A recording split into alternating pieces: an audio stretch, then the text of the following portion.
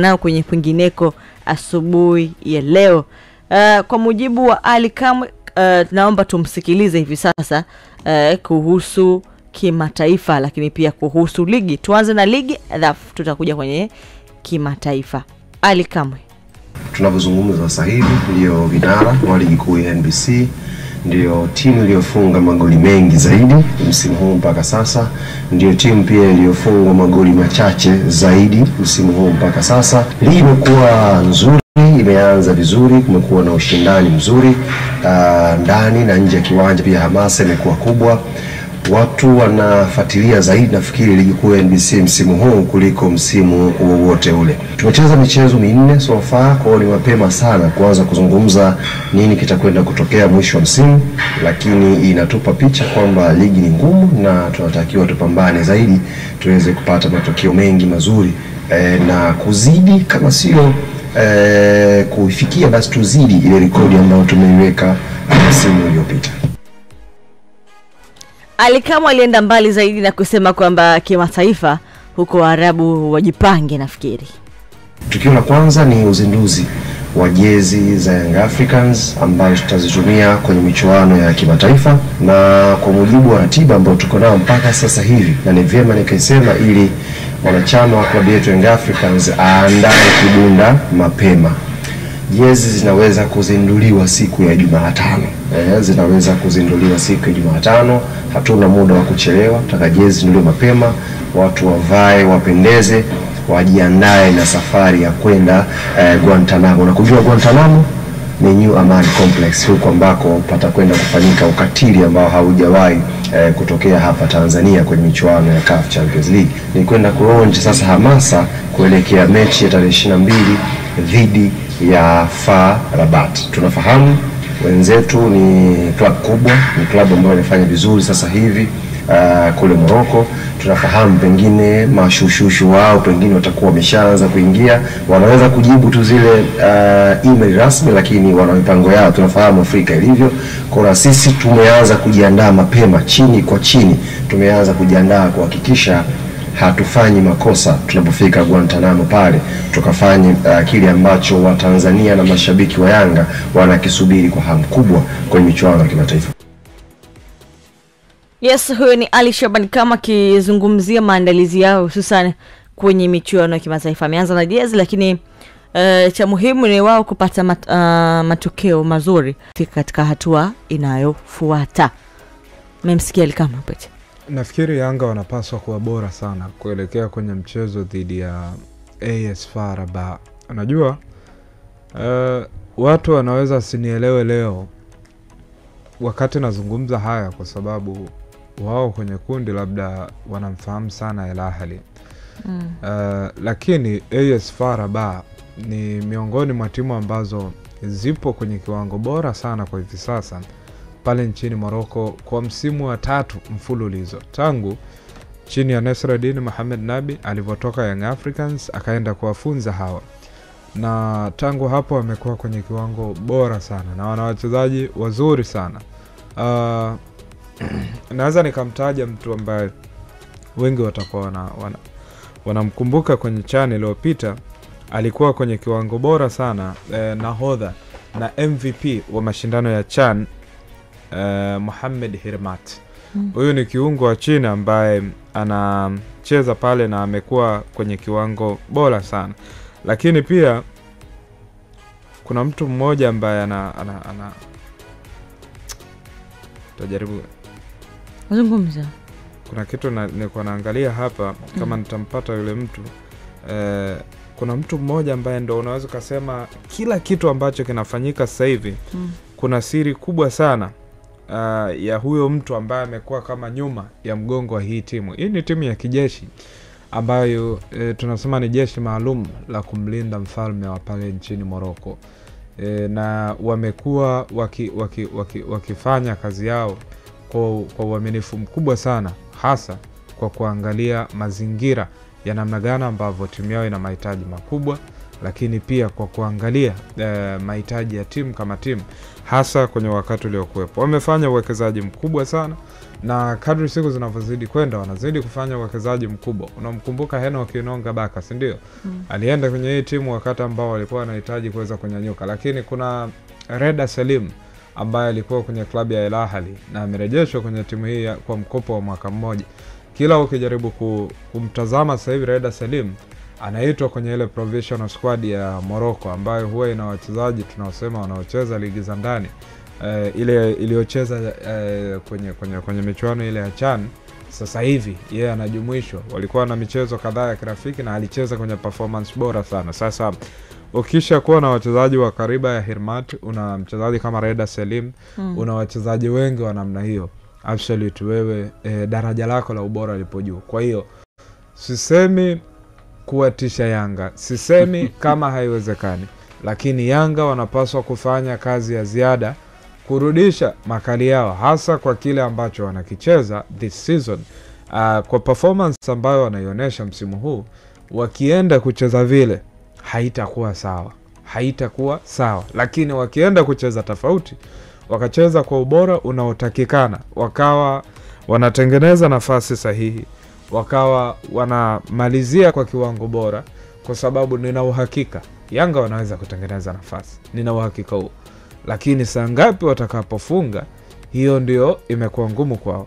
Lakini pia muundo wao wa ulinzi umekuwa na changamoto nyingi sana kwa siku za hivi karibuni. Nafikiri tangu mechi ya mwanzo wa msimu waliocheza dhidi ya Simba, ile ya Ngao ya Jamii, hakuna mechi ambayo Yanga wamecheza dakika 45 pasina kufikiwa golini mara 2 mpaka 3. Pasina kufikiwa golini mara 2 ama mara 3. Timu nyingi hazina ukatili huo ambazo wamejikuta wakicheza nazo. Unakumbuka mechi ya Willet Benguela, si ndio? Mpaka tunafika dakika 30. Sikumbuka kama Yanga alipiga on target, ila yeye alikuwa amepiga on target 2 mpaka 3. Lakini pia ukikumbukia mechi ile ya nyingine ya Willet Benguela, haikuwa na vitu vingi sana. Achana na ile ya kina Uchizi Vunga, kila mtu aliona ilivyokuwa. Lakini pia rejea hata kwenye ligi, bado mechi nyingi KMC wanakuruhusu, yani wewe unaruhusu goli la namna ile dhidi ya KMC. Set piece imekuwa ni changamoto kwa Yanga this season. Wanafanya makosa mengi kwenye eneo ambalo linatazamana na goli. Ni lazima mwalimu Pedro Gonçalves asaidiwe kuweza kuipata ile aweze kufeed ule ubora wa wachezaji wa Yanga, kwa sababu mimi jana niliandika kidogo, baadhi ya watu pia wakaweka maneno makali sana. Mimi nilikuwa naangalia kwa sababu mpira ni mtazamo wa wazi sana, ila unahitaji uwe na jicho la ziada, kwa sababu sio kila mtu anayetazama mpira anaelewa mpira. Lakini nina mashaka na utimamu wa wachezaji wa Yanga, nina wasiwasi na utimamu wa wachezaji wa Yanga. Wakienda kuania mipira ya juu, wao ndio wanakuwa wa kwanza kushuka. Wakiwa kwenye battle ya 1-on-1, wao ndio wanakuwa wana struggle zaidi. Leo Rashid Chambo anafanya vile. Rashid Chambo anachukua mpira na anageuka yendo Pacome na mwili wake. Yani Rashid Chambo Simo anateleza. Sasa ndio hiyo unapaswa kufahamu kwamba kama Rashid Chambo anakufanya vile, Reda Selim inawezekana tofauti zaidi. Sijui unanifahamu. Leo kwenye mazingira ambayo kiungo mdogo kama yule dogo anaitwa Kevin Tondi wa KMC anajinafasi pale kwenye eneo la katikati, ikija kwa mtu kama Hirmat, miaka 31, timu ya taifa ya Morocco, ameshacheza senior team zote, ameshacheza ya wakubwa ile ya jumla pamoja na hii ya provisional zote anacheza.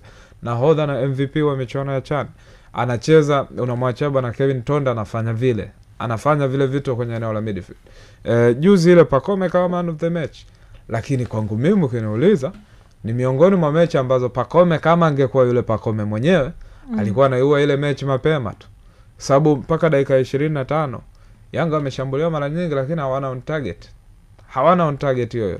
Umakini ukikosekana kuelekea kwenye mechi hii, wanapaswa kuweza kuwajibika. Na watu watasema nyi kila siku mnaongea Yanga tu, kwani timu nyingine hazipo?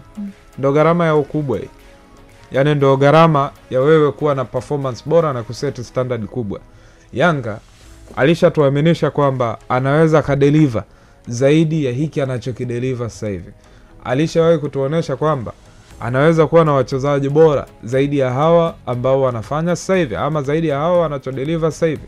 Leo hii unavyomuona Yanga wanamtegemea Andy Boyeli na Prince Dube. Ukumbuke walikuwa na Fisto Kalala Maele, walikuwa na Clement Mzize, walikuwa na Kennedy Musonda kama starters kwenye eneo lao la mwisho.